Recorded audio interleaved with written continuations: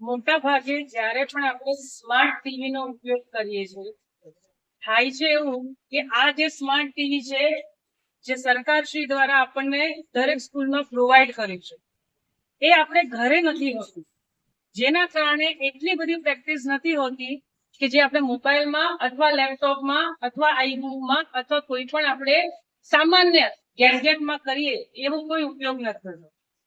ઘણા આચાર્યશ્રી અને ઘણા શિક્ષક મિત્રો મારી સાથે જોડાયેલા છે, ને એમને એમાં અંદર એક પ્રશ્ન એ હતો કે અમે લોકો જ્યારે પણ લખીએ છીએ, ઘણી વખત એવું થાય કે આપણી હેન્ડરાઇટિંગ આની અંદર વ્યવસ્થિત ના આવે, તો શું કોઈ એવું ઓપ્શન છે કે જે જાતે જ ટાઈપ થઈ જાય?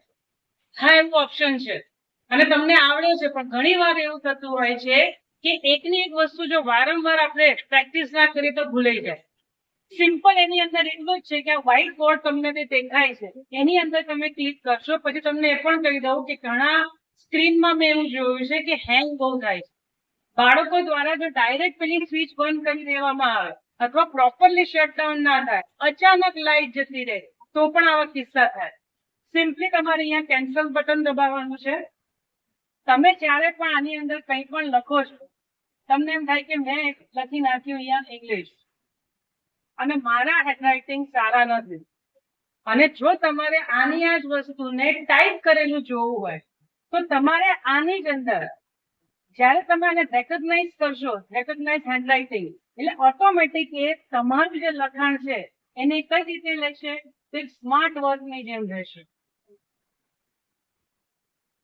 સિમ્પલી તમારે આ જ વસ્તુ અહીંયા કરવાની છે.